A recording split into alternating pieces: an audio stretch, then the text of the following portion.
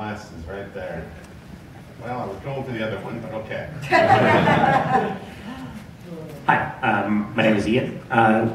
One of my favorite vocal choices in this one was getting Conan O'Brien and Andy Richter for the Letterman and Paul Schaefer stand-ins in this. Not Andy Richter, sorry. Not Andy Richter? No, Frank Welker. Oh, yeah. Nice stand-in. Well done. Nevertheless, I'm wondering what Conan was like in the booth and whether he appreciated. It was the coolest. It was first of all, I like him. He's remarkably tall, and I'm remarkably short, and so it was like, I have to have a picture taken with him, and Gary's going like this with the camera. I can't get you framed both. What is so cool, and I'm so glad you asked that question because I want to make point of this. You know, he was playing essentially himself, right? He's playing a talk show host. But there's that moment when he is holding his breath, trying not to take in the laughing gas, right? And then he has to take in the breath. And then, truly, you guys, one of the hardest things for any actor to do is to laugh on cue. It's just really hard, especially if you're just not feeling it, you know, if you're not loud. And what he had to do is, if you remember in the scene, is it starts, it builds, it gets crazier and crazier and crazier, and then, you know, Richter sets in, and it freezes. And he did it in one take. And he was so good. And both pushed him and I, when we were in the session too, we were just like, Conan, do you know how hard that is? That was awesome. And I don't even think we did a second take. I think we just took the first take. But he was a pleasure to work with. I think the entire gig took him 15 minutes. He was in and out. And we were very happy to have him come and play. Yeah. Fell in the car right there. Everyone's dressed up. I know. Thank you for wearing a tie. My brother, by the way, my brother is here and he's wearing a tie too. And my sister is here as well.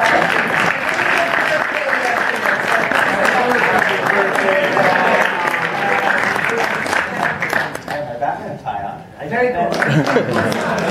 And bat socks. Nice. Which matches the underoos. Show us. There you go. I was really impressed with the new scenes. I was really appreciative of how satirical they were, because I could totally picture Hannity and Bill Riley with a corny "no Batman" sign behind complaining about Batman. So I really appreciate it was pretty satirical, and also with the whole stance, the gun thing, how relative this just became with Batman saying these are for cowards, these are weapons for cowards, and how the whole movie the guns never really worked.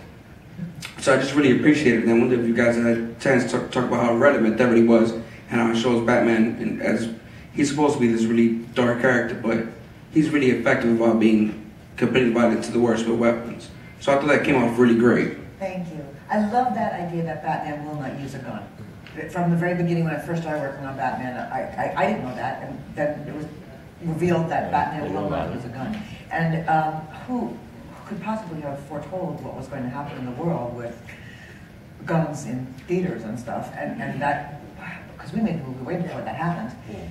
But I thank you for bringing that point up, because there is always the issue of the violence in these films, and I have a really hard time with violence myself, which is really odd that I work in the superhero world as much as I do. But I thought that was very delicately handled, the fact that he does say these are the weapons of cowards, and I hope people hear that.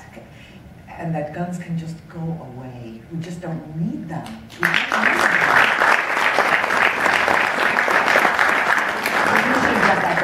That's much more of an art question.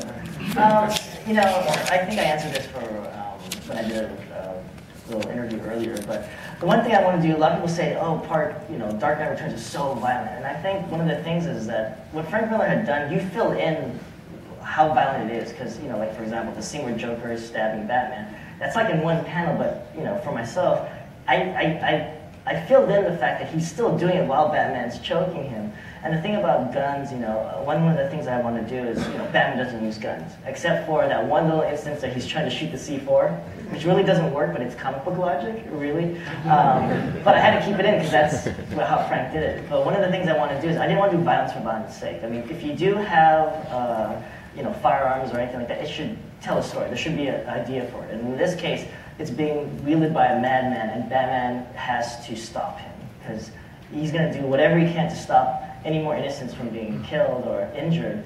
And I think that's what's great about Batman, is that he is just, you know, a regular guy. He's not an alien like Superman. He's not intergalactic cop like Green Lantern. He's just a regular guy like you and I, who's gotten a little bit fat over the years, but he still stays true to the whole, my whole being of being a superhero is to help others and basically help those who can't help themselves.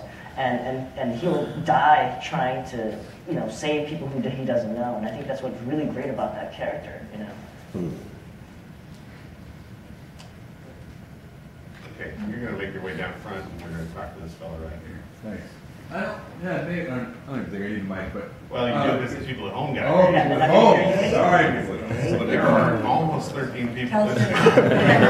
I'm William Demerit. Jay, congratulations. Job well done again, sir. And Andrea, my question is for you. I was wondering, you've been with this company and with Batman and the superheroes for a long time, and your reputation, the reputation of the films has increased. And I'm wondering if the conversations you have with the talent and the actors you ask to participate in these films has changed from back in like 91 to now. If now when you call Peter Weller, it's just like, oh, Batman? Yeah, sure, I'm there. And has there been anyone that turned something down that we might be surprised? Sure.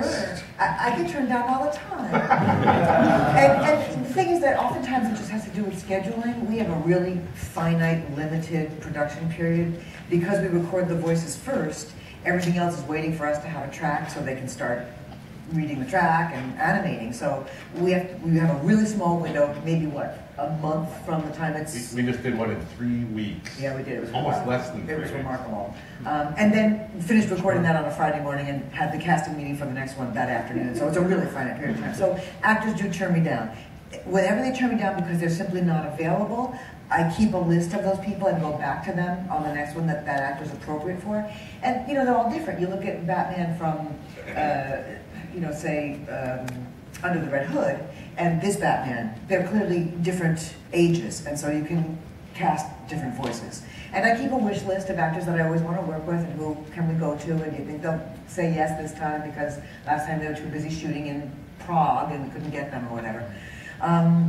The conversations, I've gotten a little more articulate over the years, just a little, as far as making my offers to people. Where are you going?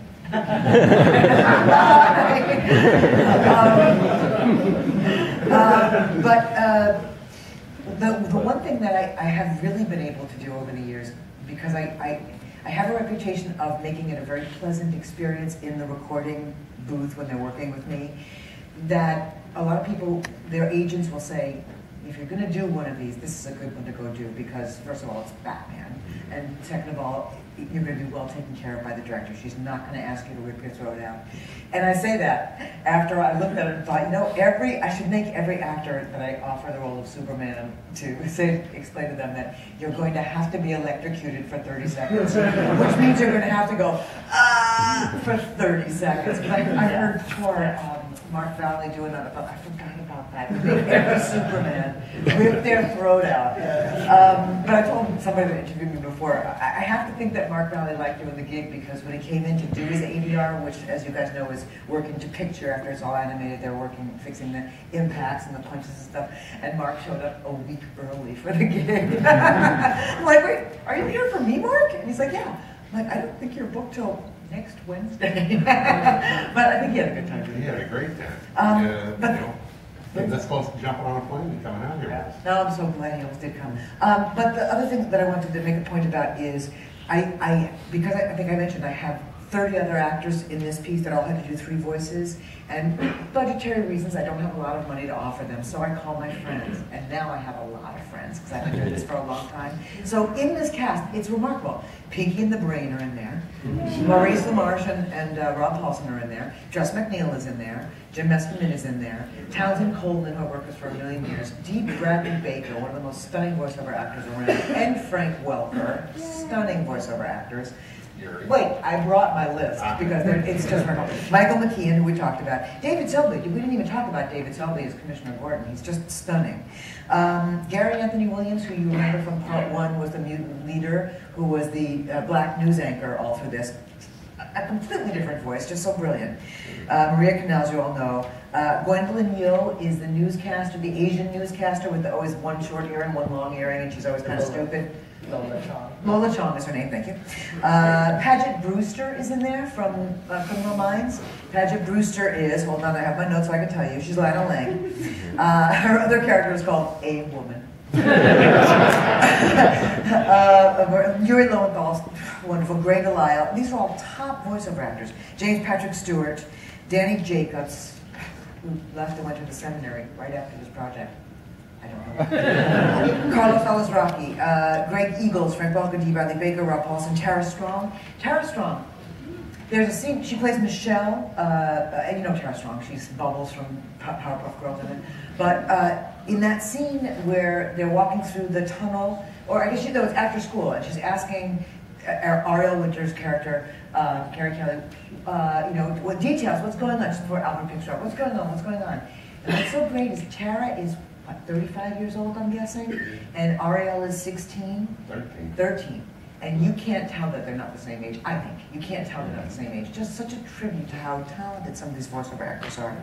And then let us not forget to talk about Robin Atkin Downs, who plays Oliver Queen, who I think 10 years from now, we're all just going to be saying, do you remember when he was just doing his little incidentals? Because he's going to be a superstar voiceover actor. He's so remarkable. Is he with us on Monday night? Oh, I'm so glad. I'm so glad. Monday night, he actually does a voice in that new Hansel and Gretel Witch Hunters movie too. He's got like fifth credit on the. Just a terrific actor, and you know I'm always in there somewhere. You know that I'm in every piece I do. Did you find me in this one? At the beginning. At the beginning, I'm one of the newscasters, and then I'm also in there again. Did you find me anywhere? Does anybody remember hearing me? No.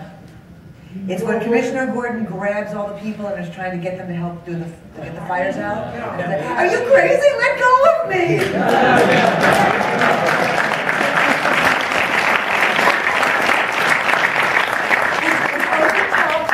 In the first part, which was, no, please. Andrea has become DC Comics' version of Stan Lee.